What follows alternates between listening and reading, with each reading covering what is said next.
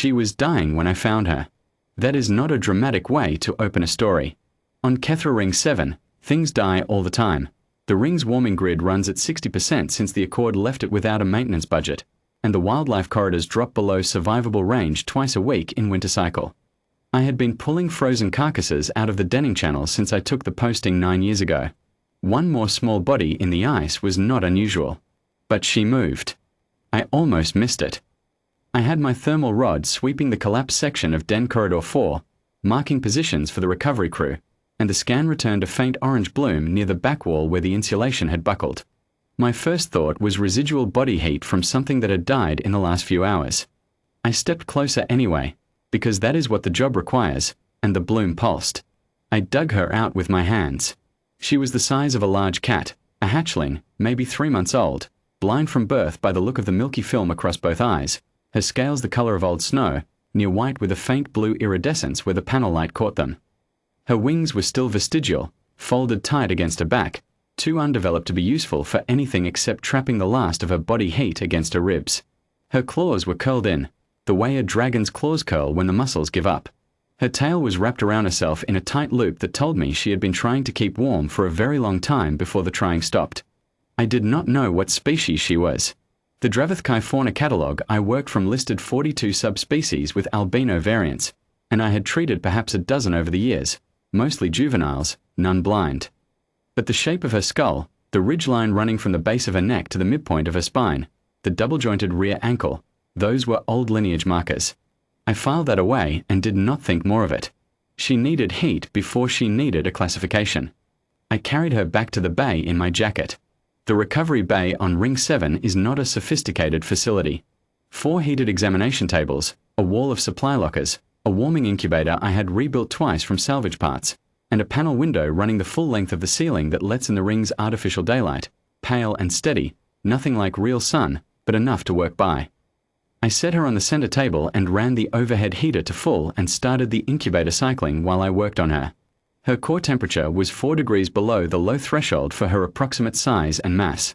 That is not a number that usually ends well. I wrapped her in the thermal blanket from Locker 3, the good one, not the patched one I use for the raptors, and I rigged the warming leads along her dorsal ridge where absorption runs fastest in scaled species. Then I pulled a feeding syringe and mixed the high-density protein slurry I kept for juvenile cases. I had learned years ago to keep a batch ready, because juveniles never arrived at a convenient hour, and I sat down on the stool beside the table and waited for her temperature to climb enough that I could try to get something into her. She took 45 minutes to come back. I know the exact number because I was watching the monitor the whole time, and I have thought about those 45 minutes often in the months since.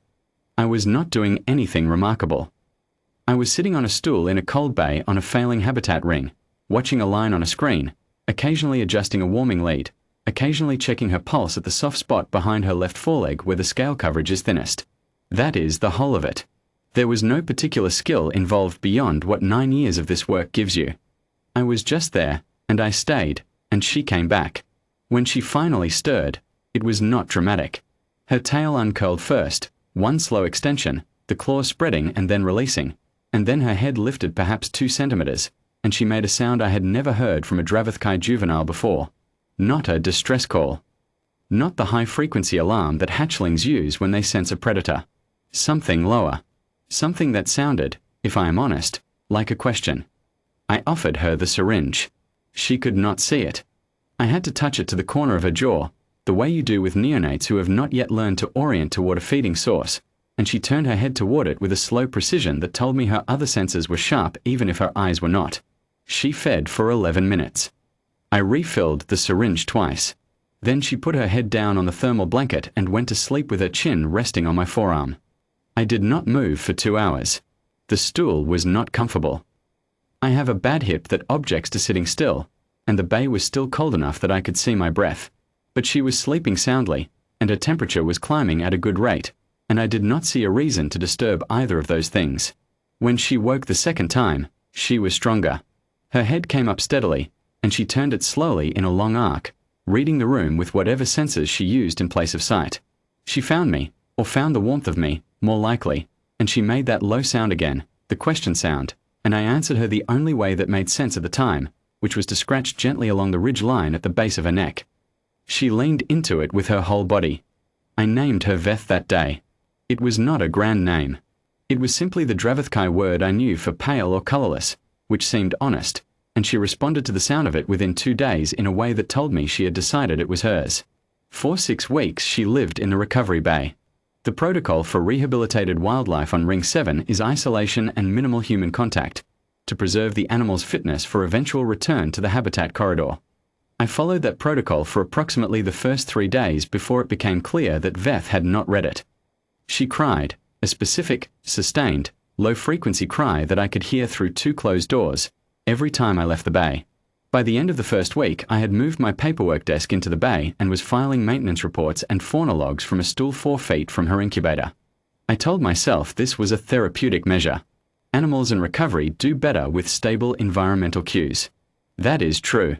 It is also true that I had been alone on Ring 7 for 4 years since my last assistant rotated out, and the sound of something being glad I was in the room was not nothing. She learned the bay by memory. By the end of the second week, she could navigate from the incubator to the feeding station to the window end of the room without hesitation, finding her way by the texture of the floor panels and by whatever low-frequency vibration sense the Dravathkai ridge carries. She was careful. She was precise. She made almost no errors, and when she made one, bumping a stool, misjudging the edge of a table, she stopped, recalibrated, and did not make the same error again. She was, I came to understand, not impaired. She was adapted. The inspection team arrived on a Tuesday, which I remember because Tuesday is when I do the corridor temperature logs and I was behind on them when the docking alarm sounded. I was not expecting anyone. Ring 7 does not get unscheduled visitors. The Accord's Wildlife Division sends an annual audit team in the spring cycle, and that was 3 months away. There were 4 of them. 3 I did not recognize, Dravathkai, adult, in the formal ridge banding that indicates a function I had never had occasion to learn. The 4th was Sarah Volven, the Accord's regional fauna coordinator, whom I knew from her annual visits. She looked, when she came through the bay door behind the 3 Dravathkai, like a person who was trying very hard to appear calm. The 3 Dravathkai stopped in the doorway. Veth was on the center table. I had been doing her weekly health assessment, checking her scale coverage, testing her grip strength, running the standard checks that told me she was ready, or nearly ready, for corridor reintroduction. She heard the door and turned her head in her slow arc, reading the newcomers. One of the Dravathkai made a sound I could not interpret. Veth answered it. The same low sound she made with me, the question sound, but longer, with a cadence I had not heard before. A recognition cadence, I think, though I did not understand that at the time. I understood it later. Sarah Volven asked me, very quietly, how long I had had her. 6 weeks, I said. Found her in Den Corridor 4 during the cold spell collapse. Core temp 4 below threshold. Blind from birth. She came around. I've had her on high-density protein and graduated mobility work. She's doing well. Sarah Volven looked at the 3 Dravathkai. The one in the center, the largest, the one whose ridge banding was different from the others, older and more complex, was looking at Veth with an expression I did not have a reference for. Not anger. Not grief. Something else. He moved to the table slowly. Veth turned toward him. He lowered his head until his ridgeline was level with hers, and he made a sound, long and very low, almost below what I could hear. Veth answered it. Then she stepped forward across the table and put her chin against his neck, just below the ridge, in the spot where she sometimes put her chin against my forearm.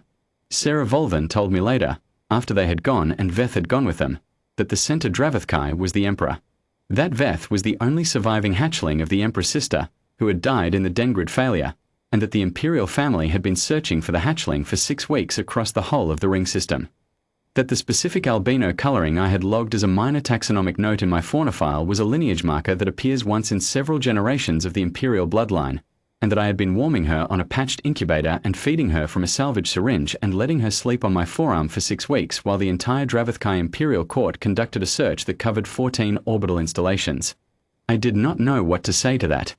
I did not say anything. The Emperor returned on the Thursday.